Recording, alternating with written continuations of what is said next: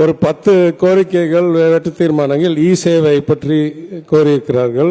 நான் கூற வேண்டியது, ஏற்கனவே 7,000 சொச்சம் இருந்ததை கிட்டத்தட்ட 28,000 என்னமோ உயர்த்தி இருக்கிறோம். அதனால் யாரெல்லாம் முன் வந்து சேவை மையம் நடத்தணும் என்று கேட்கிறார்களோ அவங்களுக்கெல்லாம் வழங்குவதற்கு நாங்கள் தயார். எங்களுடைய இலக்கு கிராமப்புறங்களில் ஒரு 2-3 கிலோமீட்டர் மேல் பயணிக்க தேவைப்படக்கூடாது யாருக்கும். நகர்ப்புறங்களில் 1 கிலோமீட்டருக்குள்ளே இருக்கணும் ஒரு சேவை மையம். யாருக்கெல்லாம் தேவையோ எத்தனை சேவைகளை அதில் செய்ய முடியுமோ. இன்ஃபேக்ட் நான் கூற வேண்டியது, போக்குவரத்து கழகத்துறை அமைச்சரோடு இணைந்து அடுத்த வாரம் அமைச்சர் அறிவிக்கப் போகிறார். பஸ் சேவைக்கு டிக்கெட் எல்லாமும் சேவை மூலமாக வாங்கலாம் என்றது, ஒரு ஆன்லைனில் வாங்கலாம் அப்படின்னு. ஆன்லைன்லேயும் சேவை, அதாவது அரசாங்கம் சேவைன்றது இன்டர்நெட் கனெக்ஷன் அவங்க வீட்டில் இல்லாதவங்களுக்கு சேவை, இல்லைன்னா வீட்டிலேயே உட்காந்துட்டு அரசாங்கத்துடைய வெப்சைட்டுக்கு வந்து வாங்கலாம். சில கோரிக்கைகள், பிஎஸ்என்எல் செல் டவர், அது இல்லாமல் டாக் டிவியில் வெல்ஃபேர் அசோசியேஷன், இல்லை டாக் டிவியோடைய ரேட்டு, எல்லா ஜியோவும் இணையதளத்தில் எல்லா உறுப்பினர்களுக்கும் பொதுமக்களுக்கும் கிடைக்க வகையில் செய்ய வேண்டும் என்ற நல்ல கோரிக்கை வந்திருக்கு. இத்தகைய கோரிக்கைகளாம் இதுவரைக்கும் நாங்கள் இந்த மானிய கோரிக்கையிலையோ இந்த நிதிநிலை அறிக்கையிலையோ திட்டமில்லை என்றாலும் இதெல்லாம் செலவு அவ்வளவாக இருக்காது என்ற காரணத்துக்காக இந்த கருத்துக்கள்லாம் நாங்கள் உள்வாங்கி எப்போ வாய்ப்பு கிடைக்குதோ இதை செயல்படுத்துவதற்கு நாங்கள் தயாராக இருக்கிறோம் என்று கூறி, எனவே இந்த அடிப்படையில் உறுப்பினர்கள் என் துறையை சார்ந்து வைத்த அனைத்து வெட்டு தீர்மானங்களும் நாங்கள் முடிந்த அளவுக்கு பரிசீலனை செய்து நிறைவேற்றுவோம் என்று நான் கூறி, எனவே அதை திரும்பி பெற வேண்டும் என்று கூறி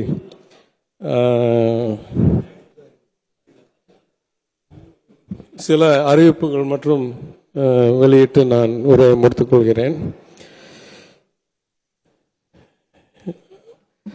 ஆதார் சேவைகளை மக்கள் எளிதில் பெறும் வகையில் கூடுதலாக 50 புதிய ஆதார் பதிவு மையங்களை தொடங்குதல். ஏற்கனவே ஒரு பல லட்சம் பேர் இந்த சேவைகளை பயன்படுத்தி கொண்டிருக்கிறார்கள். இன்னும் 50 மையங்கள் உருவாக்கலாம். 1 கோடி மக்களுக்கு மேல் ஏதோ ஒரு ஆதார் மாற்றமோ புது விண்ணப்பமோ செய்திருக்கிறார்கள் போன ஆண்டு. அதை இன்னும் விரிவாக்கம் செய்கிறது. இரண்டாவது ஒரு முக்கிய அறிவிப்பு, பொதுமக்கள் அரசு சேவைகளை விரைவாகவும் எளிதாகவும் அணுகக்கூடிய வகையில் டிஜிட்டல் நிர்வாகத்தை ஊக்குவிக்கும் பொருட்டு சேவை மற்றும் பிற துறைகள் சார்ந்த சேவைகளை வாட்ஸ்அப் செயலி மூலமாகவே ஒருங்கிணைத்து வழங்க திட்டம் செயல்படுத்தப்படும். அதாவது இப்போதைக்கு நீங்கள் வெப்சைட் வரைக்கும் போகணும், இனிமேல் வாட்ஸ்அப்லேயே நீங்கள் மெசேஜ் போட்டு ரிசல்ட் வாங்கி முடிச்சிடலாம் இந்த பிரச்சனையை அப்படின்றது ஒரு முன்னேற்றம். பல்வேறு அரசு நலத்திட்ட சேவைகள் வழங்கலில் வெளிப்படைத்தன்மை மற்றும் அவைகளின் செயல்திறனை மேம்படுத்தவும், பயனாளிகளின் அடையாளத்தை சரிபார்க்கவும் KYC நோ யோர் கஸ்டமர் கைபேசி செயலி மற்றும் பாதுகாப்பான எளிதில் விரிவாக்கக்கூடிய பொதுவான KYC இணையதளம் நிறுவப்படும். நம்ம எல்லாம் தெரியும், பேங்க்ல எல்லாம் அப்பப்போ நம்ம யாருன்னு நிரூபிக்கிற கோரிக்கை வருது, இல்லை தேவை வருது. 4வது, தமிழ் மின் நூலகத்தை பல்லூடக பெருண்மைகளுடன் கூடிய தளமாக, அதாவது நான் சொல்ல மல்டிமீடியா ஆக்க போகிறோம், வெறும் டெக்ஸ்டும் பிக்சரும் இல்லாமல்.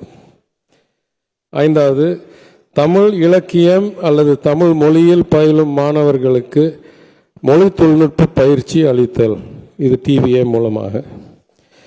இறுதியாக நம்ம ITNT ஹப் மூலமாக தொழில்நுட்ப தயாரிப்பு வடிவமைப்பு திட்டம் டெக்னாலஜி ப்ராடக்ட் டிசைன் ஸ்கீம் ஊக்குவிக்கும் வகையில் மேட் இன் தமிழ்நாடு என்றதை நிரூபிக்கும் வகையில் டீப் டெக் மற்றும் பல ஹார்ட்வேர் மாடல்ஸை PPP மாடல் தனியார் பங்களிப்புடன் ITNTயில் செயல்படுத்தப்படுவோம். எனவே இதை கூறி மாண்பு உறுப்பினர்கள் கூறிய அரிய கருத்துக்கு நன்றி கூறி இந்த மானிய கோரிக்கையை நிறைவேற்றி கொடுக்க வேண்டும் என்று கேட்டுக்கொள்கிறேன். செய்திகளை உடனுக்குடனும் துல்லியமாகவும் தெரிந்து கொள்ள சப்ஸ்கிரைப் பண்ணுங்க.